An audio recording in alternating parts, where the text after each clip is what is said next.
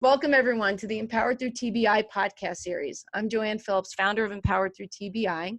For those who may not know me, I am a survivor of a traumatic brain injury. I sustained a traumatic brain injury back in 2007 when I was a pedestrian hit by a car at 35 miles an hour. Here at Empowered Through TBI, we are dedicated to bringing resources and education to the traumatic brain injury community, as well as anyone interested in learning how to optimize their brain health. I have a very special guest today, my dear friend and colleague, Dr. Arland Hill, who will be talking about inflammation and its effects on the brain and body and how our diet can help or hurt us. So a little bit about Dr. Arland Hill.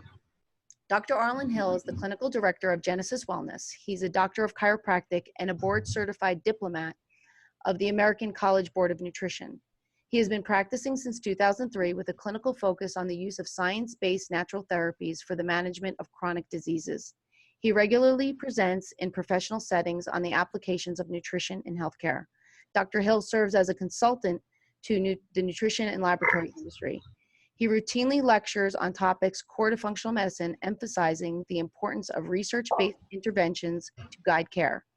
In addition to Dr. Hill's roles as clinician, he also operates Harvest Hills Ranch, where he immerses individuals into an environment of regenerative agriculture. The focus of this location is to provide a source of nutrient-dense food, as well as a setting where individuals can come and reset their physiology. Welcome, Dr. Arland.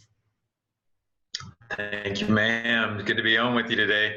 Well, I'm glad to have you. I can't think of a better person to discuss this topic with than you. So, as you know, this is a big topic in the functional medicine industry, the role of inflammation and how it affects us with chronic health conditions. So kind of an important question to start with is, what is the difference between acute inflammation and chronic inflammation? I think the answer to that question probably should best come from the perspective of how we perceive or how we really talk about inflammation, because as more information has come out about inflammation, we've put it in this context of negativity.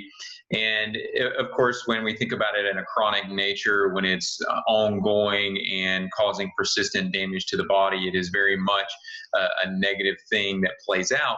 However, we also have to remember that there is a very the healing part of the healing process is driven by inflammation. So when we think about inflammation, especially in an acute setting, you want that inflammation initially because you need it to clean up the area that's been damaged. You need it to remove the damaged tissue and allow the immune system to support that process to ultimately set the stage for healing. The problem is that when we shift from this mode of acute to chronic, and that inflammation should remediate within a reasonable time frame, where ultimately it doesn't do that, that's where we start to see some of the problems. And that's where, when we start thinking, making these associations to whether it's a neurodegenerative condition or whether it's some other ill health condition, that's where the concern really arises. Okay, yeah. So like things like with acute inflammation, so people could identify with it. It's like if you sprain your ankle, something like that, where you're going to get an inflammatory response. It's going to get swollen. It's going to get red. You might even get a little heat around that area. And again, it's supposed to be temporary. It's doing its job to heal that area. And then these chronic inflammatory conditions, which we're going to get into the different causes of it, these are these ongoing things that we were not made for, these chronic stimuluses of inflammation that are going on in today's world that we're dealing with it. So I feel inflammation, it has a positive role because it's naturally within us to protect ourselves and heal tissue, like you said. But these chronic inflammatory exposures that we're dealing with are becoming problematic, which we'll get into. So let's just go into what are some of the chronic inflammatory effects on the body? So what are we seeing? I mean, you're in a functional medicine practice. You've been doing this for a while. What are some of those chronic inflammatory conditions that you're seeing that has come into your office that people could probably identify with? Because they may not know what this chronic inflammation really looks like, and they may be dealing with it. Probably the most common inflammatory conditions that are walking in And I kind of answer this question almost in jest now, because with the more understanding we have in regards to the mechanisms and the workings behind some of these chronic diseases, now we begin to appreciate that inflammation really drives pretty much all of these chronic diseases. Some of the more common ones that I tend to see on a repetitive basis are going to be things like autoimmune conditions. That one probably is easily at the top of the list, simply because there's so many factors out there now that we have to manage in our environment that contribute to an inflammatory model, but also can be initiators or contributors to autoimmunity, where the immune system starts attacking the body instead of just simply acting to protect it. So that's extremely high on the list. In addition to that, I would say blood sugar issues. So if we think about the most extreme example of that, the most chronic disease manifestation of that, we're going to be talking about diabetes. But even before you get into a state of diabetes, you're looking at a continuum of progression up to that point. So we're literally seeing inflammation and degeneration play out well before someone is even diagnosed with diabetes. And then I would say probably the third on that list are going to be gastrointestinal disorders. We understand that the GI tract is so influential in literally all aspects of human health now. And so if we don't create an environment in the GI tract by the choices that we make that make it anti-inflammatory or keep that environment healthy and balanced, it becomes a very pro-inflammatory site in the body and begins to create a lot of inflammation that has systemic effects into the rest of the body. Exactly. And again, that's going to be another podcast in and of itself, is, just GI and inflammatory issues with the GI, and also how it affects neurotransmitters, because, for some of these neurotransmitters like serotonin, 75 to 85% of it is made in the GI and not in the brain. So when your gut is off, your neurotransmitters are off. So it all kind of feeds into a pretty vicious cycle. So with brain inflammation, I always say, inflammation doesn't stop at the shoulders. And I think people don't understand that, when certain things are very pro-inflammatory in their world and in their choices, this inflammation is going to the brain, and we can't feel inflammation in the brain. It will kind of manifest in different ways, which we'll talk about, but it has a long-lasting effect, detrimental effect on the brain. So what are some things that you know about how, this chronic inflammation, how is that affecting the brain? So one of the things that we have to associate with inflammation is that anytime you talk about inflammation, you inherently have to talk about the immune system. And it really doesn't matter whether we're talking about within the brain or outside of the brain. There's an intimate connection between inflammation and the immune system. And the reason I make mention of this point is when we talk about the brain, it's even more pronounced of the effects that the immune system has on or as a part of inflammation. And so what happens here is that normally when we think about inflammation, we tend to think about that as the inflammatory insult, the injury, whatever that may be. That injury happens, the inflammation is onset, and then that inflammation resides within a reasonable period of time. And the immune system cells begin to calm down as a natural part of that process. The problem, however, is that when you get into the brain tissue, when you're getting into neurological tissue, you start to run into a different type of immune system cell, and you're in an environment where it is normally very well protected and very well shielded. We even have this barrier that we refer to as the blood-brain barrier, just because we want to be so protective of that environment. So the idea is that when we do have an insult in the brain, we want to be very proactive and address that. And so the cells, the immune system cells that are responsible for protecting the brain tissue are very vigilant at doing that. They are very much on guard. And so when those guys get turned on, they don't like to be turned off. And that again gets to be initially from an evolutionary perspective, we think about that in a protective sense. But when you start to look at that in today's world, when that chronic inflammation is repetitively telling the brain, you're being damaged, you're being damaged, you're being damaged, the immune system in that environment just does not shut down. And as a byproduct of that, we see that cells, literally the neurons, the cells of the brain and the central nervous system begin to degenerate. They succumb. And when you look at neurological tissue, the thing you always want to remember here is that while it can recover, it just does not typically recover at the pace that other tissues in the body do. So if you're breaking down tissue faster than you're building it back up, obviously at the end of the day, that's going to create a net negative. And in terms of our brain health, we don't want to be in a net negative profile. Yeah, I totally agree with that. And I think it's really important when we're dealing, especially with traumatic brain injury, because I've obviously gone through this, the damage to the brain, that's going to, again, cause that level of response. And obviously the level of inflammation that naturally occurs with a TBI starts happening. Like I was told that the brain inflammation, and this is more from that traditional medicine model, which, they don't understand the fact that diet also can contribute to the brain being inflamed for a prolonged period of time, that the inflammation in my brain lasts 3 to 5 years. And now that I've learned so much, even more on this, it's actually that's a scary thing to kind of look back on, to know just from that brain injury, how long that inflammation can hang out. And that's without doing the modifications that we're going to talk about today to kind of calm the inflammation down.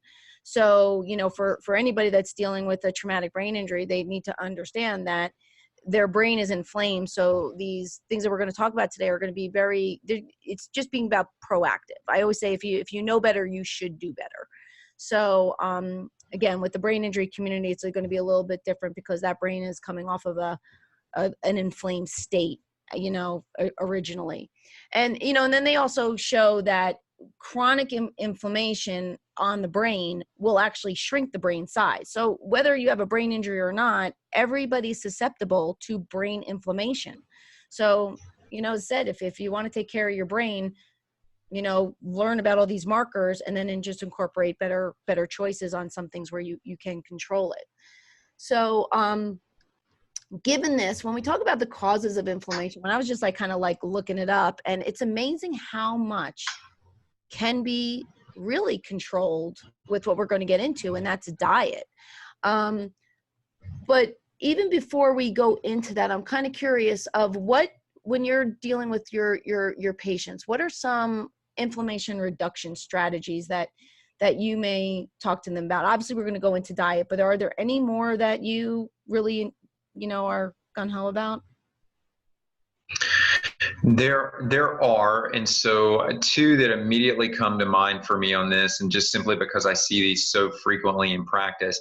One is I tend to run into a population of patients, not all my patients, but there are a reasonable sector that think that doing excessive exercise is actually healthy. Now, they don't frame it in their mind as excessive, but the point being is that if they're out doing long distance runs and maybe long swims and long bike rides, ultimately the longer these activities carry on, the more what we term on the clinical side, what we term as oxidation, but it's really just inflammation is what it is. That is something that I very commonly see. So, exercise is great, but we have to do it within reason. And I always ask patients, what is your goal with exercise? Is it to be healthy, or is it to be a world-class athlete? And if you're not looking to be a world-class athlete, then we need to reframe and be reasonable about how you implement exercise. So I would say that's one. And that's probably one that gets overlooked is a reason I like to bring that one out. And then two is chemicals. Just simply the number of chemicals that we are bombarded with on a daily basis now, even compared to 100 years ago, is so much greater. And these are things that we don't have ways of breaking these down and excreting these as easily as maybe we would from, say, a toxin in a food that we consume, like just a natural toxin, a component in a food that maybe we inadvertently consume or consume too much of. Those things we can handle pretty well. Waste as natural byproducts in our body, we can handle that pretty well. Synthetic chemical toxins, we don't do a great job of handling those things. And as those things move and migrate throughout the body, they create inflammation and they set these inflammatory cascades in motion. And again, in many ways, it's not even so much as important as what the inflammatory trigger was, is that now once that trigger initiated that response, you've got that inflammatory cascade in motion and you have to shut that down because of the systemic effects that it has. Can you give some examples for, some people, when we talk about chemicals, I mean, some people may not even realize, like what we're exactly talking about. Like, I mean, I could go into, like, you go into a nail salon and you could smell all that aldehyde stuff that they're removing, and people are just sitting in that area, just sniffing it all the time. So what are some of your big chemical kind of sensitivities that people may not realize are actually causing more harm? So the biggest one and I'll give you an example from the agricultural world. There's, and I bring this one up because it is so ubiquitous in our food supply. It is literally unbelievable how pervasive the Roundup, and the active chemical here is what's known as glyphosate. But it is unbelievable how extensive that chemical is in the food supply. And it's well noted as a problem. It's literally noted as a carcinogen. So it has been shown to create cancer. There even are lawsuits in place now where humans have developed cancer as a byproduct of exposure. And once that has happened, you're literally looking at cancer being a manifestation of the immune system going awry. And so that's probably the biggest one that's out there. If you look at, I always challenge individuals, go into your bathroom and your kitchen, and especially your bathroom, look at your toothpaste, look at your shampoo, look at any cosmetics that you apply to your body. If you start reading through that ingredients list and you can't understand what you're reading, you've got a problem. You're literally putting compounds on your body or in your body that are toxic. They're not easily removed because they mimic fats in the body, and so they store very easily in fats, and it makes them very pervasive for an extremely long period of time. So again, it's one of those situations where once you have exposure to these, and as that exposure accumulates, you really start moving into the slippery slope of how do you control that amount of inflammation that comes as a byproduct of all of these toxicities accumulating. Exactly. So again, it's this chronic exposure. Like, like people will apply lotions every day and they don't think about it. But when you're applying lotion every day for, a couple decades, it's accumulation of it. So again, we're looking at the broad picture of this entire discussion on inflammation. It's not just one thing, it's multiple things. So like, even before we go into diet, again, when you talk about the physical stress, I'm a big person of exercising, and I love the fact that it raises brain-derived neurotropic factors. These are great things that help us produce new brain cells. It's wonderful. But if you go too hard and you go too much, you're actually causing more damage. So again, it's that balance. Lack of sleep is a problem that can actually be very pro-inflammatory. So just stress in general. The world today is very different. I don't know of many people, brain injury or without a brain injury, that are not under massive amounts of stress. And I'll throw in a little shout out to the caregivers of people with traumatic brain injury. It's a very stressful situation for them. So again, they have to really take better care and be more aware, because, the stress and the other things are hitting other populations outside of the traumatic brain injury community. So look at this as a whole. We're going to look at diet. We look at sleep. We look at, are you getting too much exercise? You're getting enough. Chemical issues that you may be coming in contact with, food choices regarding, do you eat organic or not organic? Well, if you don't eat organic, because sometimes it's a little bit pricey, well, you got to understand there's going to be some stuff in a non-organic food that may be causing you harm. So again, I want people to really see and understand the bigger picture of this. We're not talking about one thing. We're talking about just accumulation of different things that can be affecting you and causing this ongoing chronic inflammatory response in the body. Obviously, if people are dealing with health conditions, chances are they have some level of chronic inflammation going on. But in the meantime, listen, you have a great world out there. And for those that, and we'll have Arland talk about where you can reach him at the end of the podcast, but he's got quite the spread of a farm out there, which I know is as clean as you could possibly get. I mean, you want to eat from the land, it's pretty darn cool. So I already know your diet is impeccable. So, and diet is kind of funny because, gosh, I will just say from my perspective, being in the nutrition and functional medicine industry for 20 years, you know, everyone gets on these diets and, oh, now keto's big, and that's all fine. But I will say, you know, do what feels best for your body. It drives me crazy sometimes that everyone's on this next bandwagon of what the next fad is and things of that nature. And I would just say do a diet that, you know, or do a lifestyle eating plan that you feel good. When we go into lab markers, we'll talk about those. But what, you know, at the end of the day, we can control what we put in our food. It's always holding us down, shoving donuts in our mouth. So what's your perception of diet, and really, like, what are the foods that are really hurting us and what are the foods that are really helping us?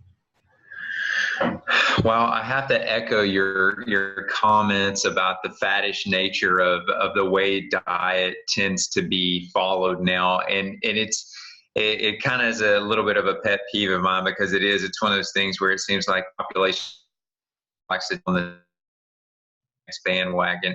But there are some principles that have just absolutely stood the test of time, and I think that's what we should focus our dietary habits on. And it doesn't mean that we can't tweak things and modify within those contexts, and I'll explain some of what I mean by that here in a moment. But just to give you an idea of some of these principles, one of the things that I've come more to appreciate now is that, of course, we all have a tendency to get busy, and sometimes that may mean that we eat later in the evening than what we really should. But now what we see from that too is that when we're eating outside of our normal light cycle, so when we eat later into the evening hours, we actually see this disturbance in a hormone called leptin. And so from a standpoint of how we should eat, not even just what we should eat, but how we should eat to control inflammation. If we can eat when the sun is up outside, that's when we should be consuming the majority of our food. And if you think about that, if you are out having to harvest your food and gather your food, you're not picking and gathering food, tromping through the woods looking for berries to eat in the middle of the night. That's not reality. You're looking for what you can obtain during daylight hours. So we want to consume food when it's light outside. And in regards to the types of foods that we want to consume that are going to be excellent at shutting down the inflammatory process, we often hear these: you should eat more vegetables in your diet. You know what? You should eat more vegetables in your diet. But even more so than that, we're really looking to try to include as much fiber in the diet and as much colorful compounds in the diet. So if you look at your diet at the end of the day, and for those listening, maybe for just a day or two, just take a little quick notepad and just at each meal, just write the color of the food that is in front of you. And at the end of that 1 or 2 days, if that color looks fairly monotonous, you've got a problem.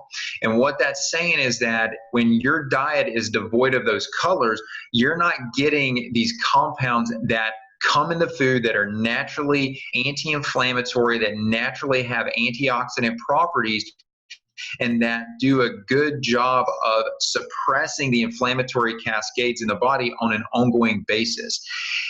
So those are the things that we definitely want to look to. So again, color, to me, color wins out at the end of the day. Now, of course, you could dovetail fairly easily off of that, and we could talk about different types of fats in the diet and how those fats can either inflame or nourish the brain. And so certainly we do want to incorporate in more of the omega-3s, but I also think we have to look at this too and recognize that not all omega-6s are necessarily problematic. So we do need to create some balance there.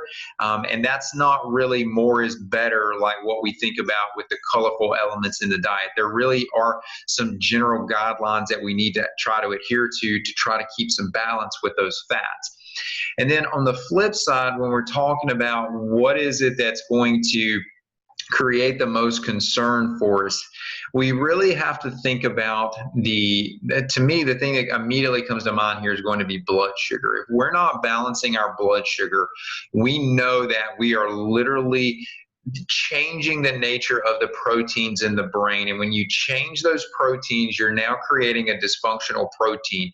If your blood sugar elevates and that glucose has a chance to bind with a protein, that protein is now a new structure, and your immune system doesn't like new things. It knows who you are, and if it starts seeing new things, it starts turning on its vigilant state, and it starts attacking those things.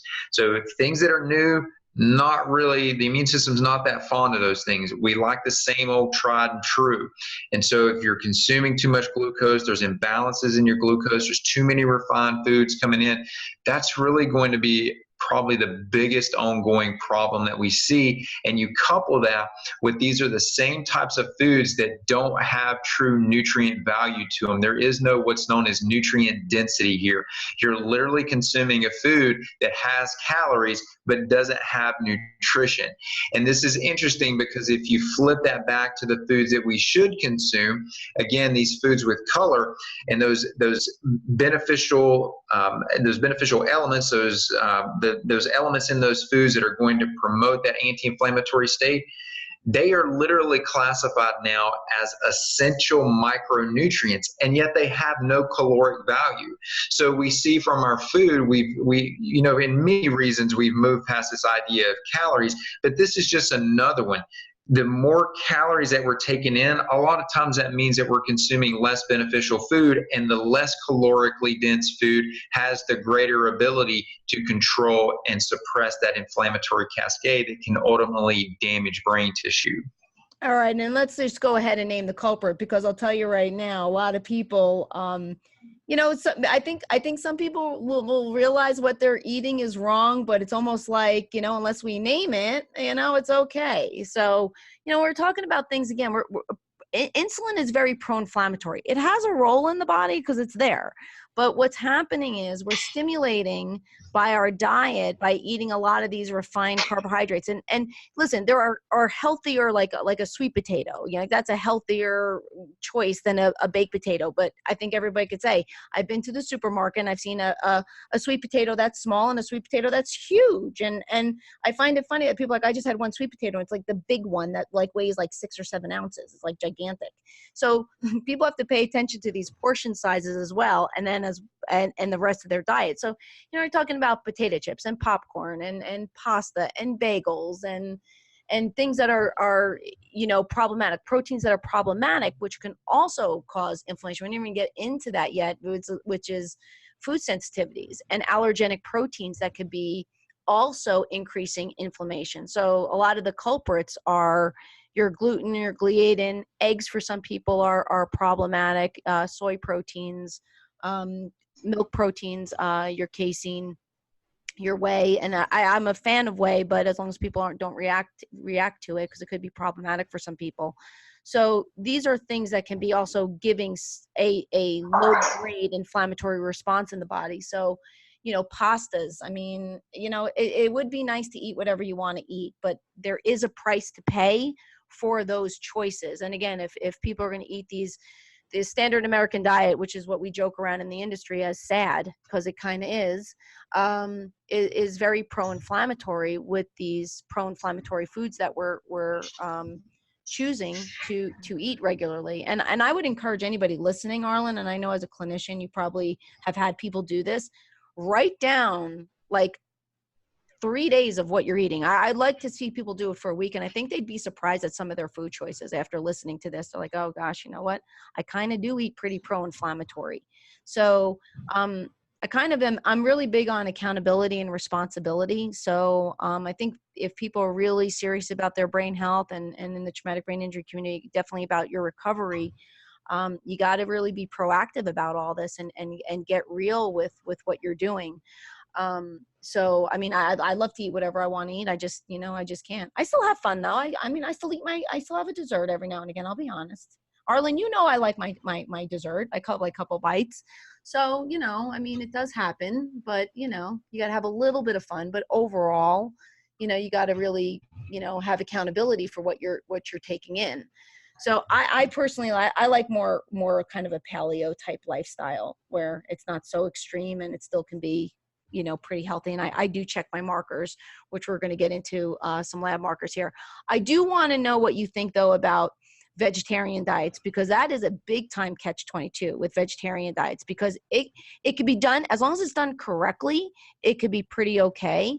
And it's not me, downplaying or bad mouthing a vegetarian diet. It's just, all those foods that I just talked about that go against, an anti-inflammatory diet, those technically are vegetarian choices. So you can get into a little trouble with a vegetarian diet if it's not done right. But Arlen, what's been your experience in when you deal with patients that are on vegetarian diets? How do you manage that type of a diet and keep inflammation, in check? Yeah, and so I guess just to preface this, I would say that in my professional career, I have yet to ever see a vegetarian patient starting out that did not have nutritional deficiencies.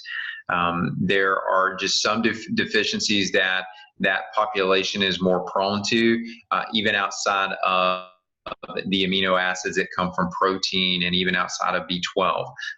Things like zinc, iron, selenium, phosphorus, these are all minerals that are at higher risk of being deficient. And when you start talking about a couple of these, as an example, zinc is very integral in balancing blood sugar. And we were just referencing how critical it is to be able to do that. When you look at iron is responsible for some of the roles in neurotransmitter metabolism. So if we're looking at being able to form these different neurochemicals and have those neurochemicals have the appropriate response, you need iron on board to be able to do that. And we think about maybe something like selenium, which we could tie back into being very protective to the brain. It works with an antioxidant, a big antioxidant in the body called glutathione, and glutathione is extremely influential in protecting the brain, but you can't keep glutathione active without selenium. So there are definitely some considerations that have to be made when we start talking about vegetarianism. One of the things that I've also noticed with this is that because of the lack of protein in the diet, and that very typically means that there's also a reduction in fat intake as well, unless someone is very attuned to what the total quantity of proteins and fats are that they're consuming. Typically, that reduction in protein and fat also equates to a higher impact from the blood sugar. So we can, even when someone is not consuming necessarily what we might think of as unhealthy or problematic foods, when those foods are not consumed in a balanced manner and you have a higher impact, maybe not a higher load of glucose, but an impact from the glucose because of the absence of the protein or the fat there to be able to buffer that with, that's when you're going to start seeing some problems manifest from vegetarianism. It takes a very diligent person, someone who is very on top of their food selection, to be a true vegetarian and not run into some problems along the way with that. Now, let me say this as we go forward so that I don't portray that I'm anti-vegetable dominance in the diet, because that's anything but the truth. I think that the majority by far of the food that we should consume should be of a plant-based nature. But I think we just need to be diligent in how we implement that, and also understand that if we're talking about supporting the brain and being able to heal various tissues throughout the body, even outside of the brain, that are damaged as a result of the inflammation, it's going to be very difficult to do that without a constant stream of amino acids that are derived from protein, which ultimately are going to be the building blocks for these tissues that become damaged, and also are the building blocks for nearly all of the neurotransmitters that we depend on for adequate brain speed, for going out and giving us motivation and allowing us to want to socialize and interact and have good memory. These are all derived ultimately, these precursors are ultimately derived from proteins. Exactly. And then, again, on a different podcast, we'll probably end up talking about how to use amino acids to balance out the neurochemistry. So again, it's just for the vegetarian population, it's not about changing their mind. It's just about kind of, again, informing them that it's just they got to just be a little bit more diligent about keeping things in balance. And again, you could be on a vegetarian diet where it's high refined carbohydrates, and boy, is that going to spike up insulin and inflammation big time. And just making them aware that if they're going to, continue with that lifestyle, that's fine. Just make sure that they, really understand it and really try to maximize the effectiveness of that choice versus have it be more detrimental. I want to just backtrack a little bit because I think it's really important with this. We talked about fats for a couple times, and I do find that people get really confused sometimes on healthy fats and detrimental fats. So just before we go into the next question, I want to backtrack of kind of what are some of your favorite, obviously we like fish oils, and fish oils are great, and DHA is wonderful for the brain. I'm a big fan of that. But like fats in food, like what are your top 5 fats, and then give us a couple of the fats that people should be staying away from, fat sources. So there's so you brought up the omega-3s with the fish oils, but then we also have to look at these omega-9s. This is a category of fatty acids that's probably not talked enough about. The most popular one, or the most probably looked at one in this category, is going to be oleic acid. And oleic acid is important because it's the most predominant fatty acid in our cell membrane. So it's extremely important to have adequate quantities of that around. And food sources of this are going to be your olives, your avocado, your macadamia nut. These are going to be all great sources. So I like to have those in just because they supply a very high percentage of oleic acid. And so you get a good concentration of that to start rebuilding those cell membranes. Beyond that, I do like some of the omega-6s, and that may sound a little odd given that we talk so much about the omega-3 and the omega-6 balance, but I think you have to, again, look at it as a balance.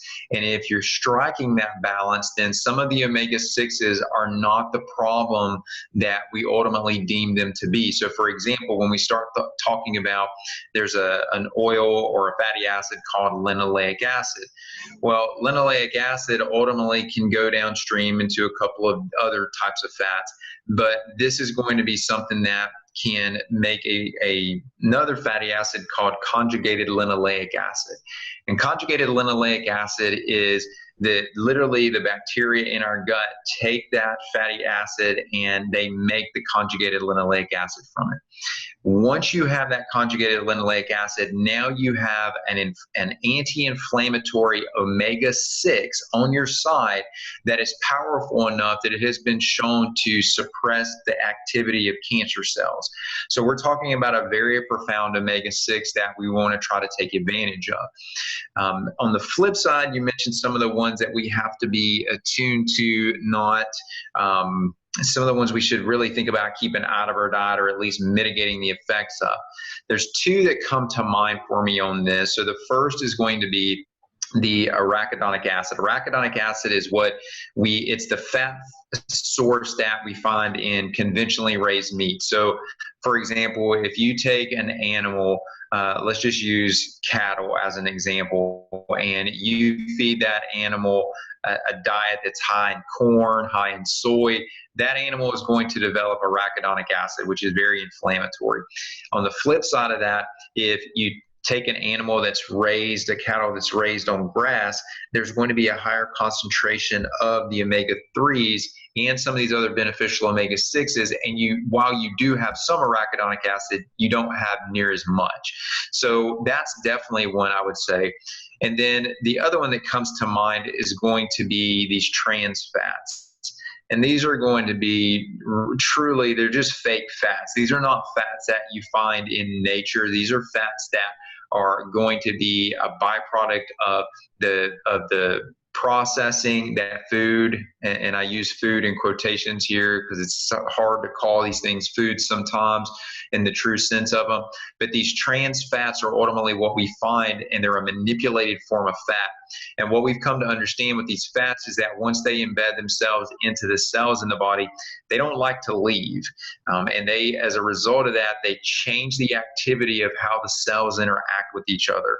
So we need to absolutely, my thought on this is that if you're consuming those, what are you doing? Stop eating those things. They're the worst thing that you could be doing right now if you're still consuming those. Those should immediately come out of your diet.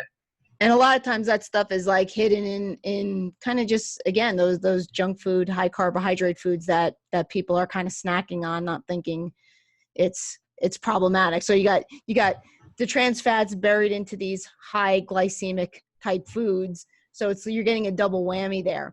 But also, I mean, the vegetable oils, like those types, like I agree with you. There's those healthy omega-6s, and then there's the detrimental omega-6s. So people might not realize like the canola oils and the other vegetable oils are not they're not healthy at all. So again, choosing your oils carefully, like, and correct me and let me know your thoughts, using the olive oils, the avocado oils. I like walnut oil for, like, if I do a salad dressing, if I make it up on my own. Pine nut oil, that's becoming one of my favorites. I do like that one. It's really smooth. And coconut oil. So, there's ways around this where you're getting healthier fats, and they're pretty tasty. They're not pretty tasty, they are tasty. So, there's just ways around these bad fats. There's so many choices out there. So what say you? Agree? I do agree. And so if you just look at the different fats that we discussed or that we brought to the conversation here, someone might listen to this and they might say olive oil. They say, well, he said olive oil was good. Or they might listen to your comment and say, oh, she said walnut oil was a good source. And the reality is that all of those statements are true. Those are good sources. The problem is that if you're consuming any single source of these oils, if you like olive oil and you become fixated on olive oil, that's a problem too in and of itself. Same thing with walnut oil or any of these oils that we talk about on the omega-3, 6, or 9 side. The idea is that we want to create a balance in the body, and you're not going to create balance by consuming a single oil. There has to be diversity and consumption there. Agreed. Mix it up. And the fun thing is we can use oils for different things. Some do better in, where if you're going to saute something or or fry something, they have different heat, the heat potentials of what kind of heat they could deal with at high temperatures. So, again, I agree with you. You got to mix it up. It's not just getting stuck on one single thing and then just doing that forever. Mix them up. Like the pine nut oil, that could be used in a salad dressing as well. Or you could put a little pine nut and walnut oil and olive oil in a salad dressing. You could use all three. This way you're getting it all in one source right there. So, Exactly. Yeah, exactly. Just mix it up. Well, I think it's something important. And again, this could be this will be another whole topic in and of itself. I think really important, because it drives me a little crazy, is the amount of lab work that's not getting done to be able to monitor these markers. I run my labs like every 3 to 6 months, depending on what I'm trying to look at.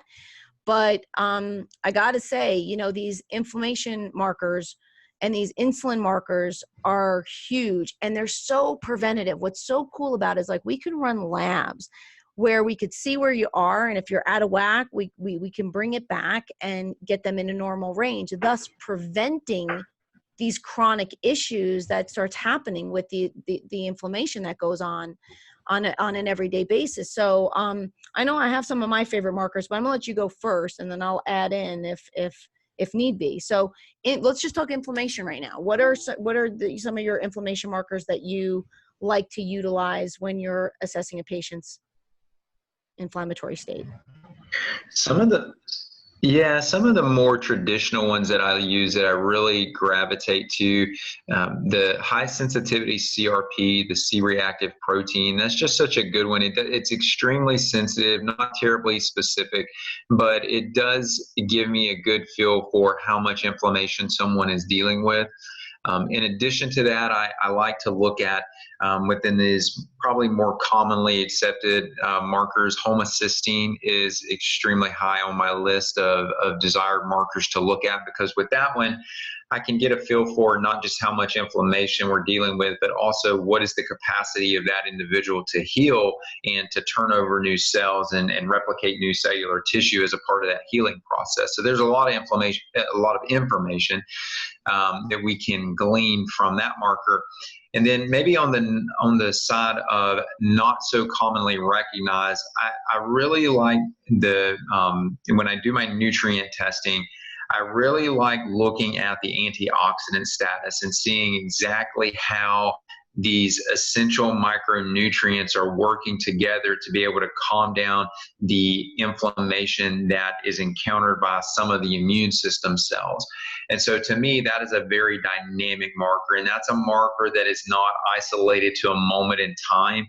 It's giving me a window to be able to look back on of anywhere from 4 to 6 months to say that this person, the trajectory of where this individual is going to go is a good positive outcome, or we've got some real considerations and things are looking pretty bad moving forward if we don't pay attention to this. So to me, just having the ability to look at those antioxidants, I would say that is second to none.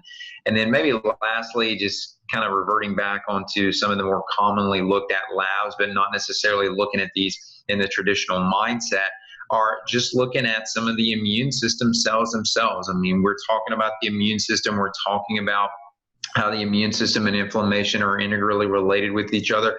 So it would make sense to look specifically at those immune system cells. And by doing that, we can get a feel for how the immune system is responding, but also what type of interventions might make the most sense for that individual. So what are we talking there? Like your typical, like a CBC analysis? Yeah, I want to look at that CBC. I want to see what the total white blood cell count is, but I also want to get a feel for what are the ratios between the neutrophils and the lymphocytes? How are the monocytes responding? Do we have an elevation of the eosinophils that are telling me I'm dealing with an allergic response? And that's maybe my trigger for inflammation I need to tackle. But yes, a complete blood count. Completely. All right. Now, what are you thinking? What are your thoughts on ferritin? Because, you know, that's the storage form of iron. So a lot of people will be familiar with the hemoglobin, hematocrit, and things of that nature. But I run my ferritin to make sure that it's in a reasonable range, because that could be very pro-inflammatory if the iron stores get too high. So what's your experience with that? So ferritin is a marker that I commonly look at that. And there's a lot of information that can be gleaned from this. So we have to keep in mind that if ferritin levels are staying elevated over a chronic period of time, we are going to think that excess iron is a source of inflammation itself. Now, you can have intermittent or acute spikes in ferritin, and that can be as a byproduct of other inflammatory insults. So if it doesn't stay elevated, it really is just telling you that inflammatory insult was more of a moment in time. And then you get into situations where even when ferritin is low, it can be you can get an idea of how this is affecting inflammation, because we know that going back to the balance of microorganisms in the gastrointestinal tract, when we start looking at an imbalance occurring, that can cause ferritin levels to decline, but yet that inflammation again is going systemic. Okay, great. And then kind of piggybacking on that, when we talked about, having too much insulin, which again, I think so many people are walking around with insulin resistance. I mean, you could just see it. And insulin resistance is a huge problem right now, that's going on. And again, the labs aren't being run. Some of the favorite insulin markers that you run to show insulin resistance, take it away, go. So definitely glucose and insulin directly on that, but I look at that with a more scrutinizing eye than just the traditional ranges. Beyond that, I do like the hemoglobin A1C to give me a longer term assessment. And then there are some other markers that I really like to look at here as well that are probably non-traditional. Things like your C-peptide, which is going to be related to insulin. There's a marker called adiponectin that gives me insight into how the fat tissue is influencing glucose regulation. Yeah, hemoglobin A1C is going to be a marker that gives you a window of about 3 to 4 months of how the blood sugar levels are balancing out. So it really is the average over a 3 to 4 month time frame, whereas if you're looking at a standard glucose is going to simply give you an idea of what the level was at the moment the test was taken. Whereas if you look at the hemoglobin A1C, it gives you that window of time to look over. Leptin, on the other hand, is a little different. Leptin is a hormone, and so it's the hormone that signals satiety to the brain. So it literally tells you you are full, stop eating. However, that is a hormone that when it starts to elevate, it's suggesting that it is literally taking more effort to communicate to the brain that you are full and satisfied. And when that hormone literally gets into a resistant stage and the brain is not responding to it anymore, we don't get the communication to tell us that we're satisfied, and inherently we tend to overconsume as a natural component to that. So that one's extremely important, and that one's also the one that's tied to the light cycles outside. So if we are consuming food outside of our normal light cycle, we're likely to see that the leptin levels are going to be increased over time. Yeah, that's hugely important. And it was really interesting because I was listening actually to a podcast not too long ago, and I didn't even put this together, but the fasting insulin marker, that is really big. And the doctors that were talking on this podcast were saying how they were checking it, and hemoglobin A1C levels were in good ranges, but the fasting insulin was like crazy high. So you have this normal hemoglobin A1C, which is really has been one of the gold standards of checking, how somebody's blood sugar has been running for 3 to 4 months. Yet when you get this fasting insulin, it's like this other little piece coming in saying, yeah, but the fasting insulin is really high.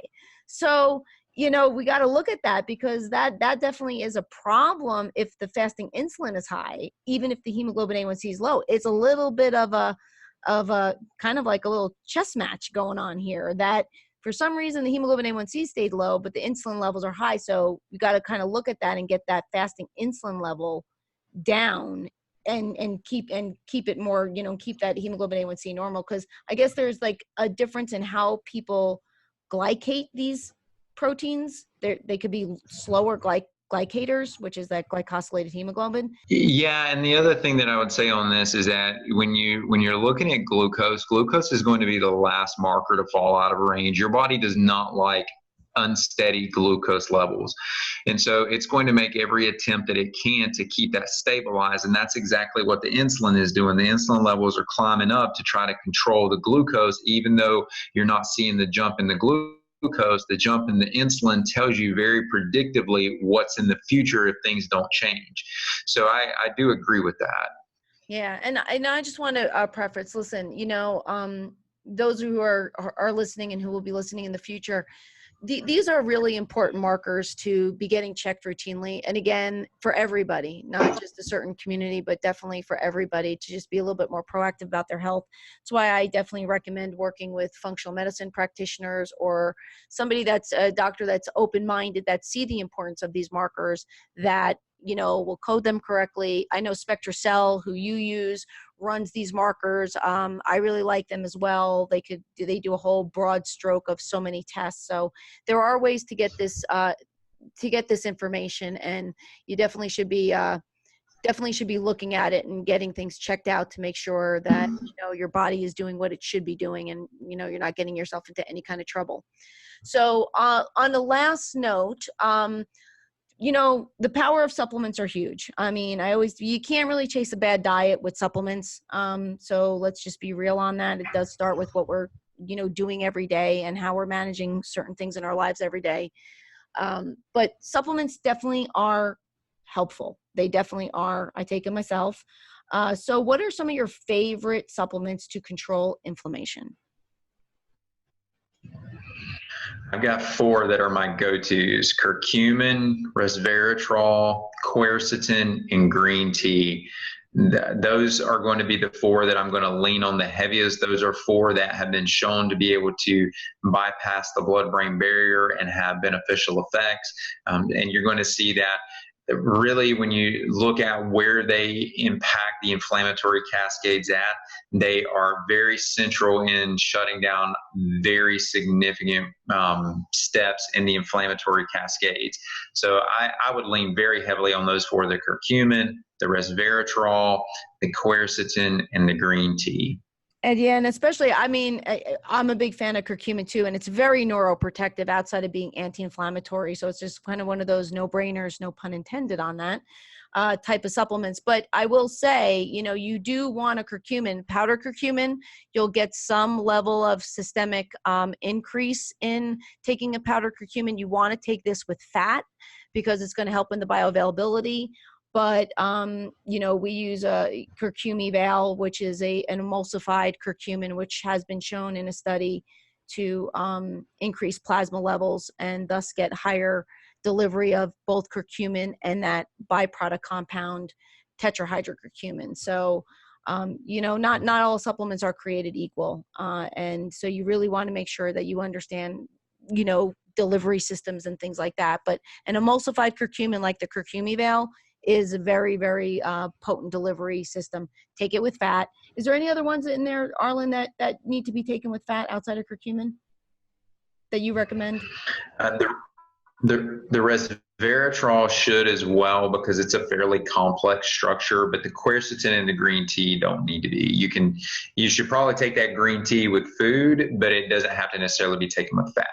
Fantastic. All right. Well, this definitely was an informative discussion, and hopefully very, very helpful. I can't thank you enough for being here. I want to let you have any kind of closing statement, and also please let everyone know how they can get a hold of you and your Instagram and your Facebook handle, so they can follow you and follow that amazing farm that you and your wife tend to.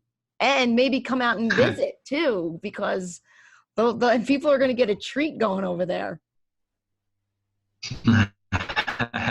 Yeah, so if you're looking to find out more information from us, you can find everything at drarlandhill.com. And if you're looking for our handles on Facebook and Instagram, they're under Dr. Arland Hill as well.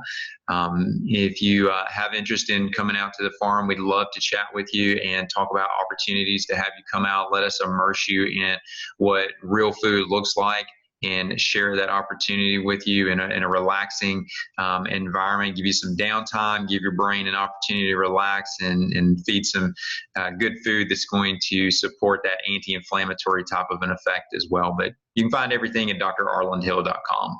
Fantastic. Arland, I cannot thank you enough for this amazing discussion. I'm going to have you back on again. So look forward to it. But thank you so much. And we'll talk soon. All right. Take care, everyone. Thank you. All right. Bye-bye.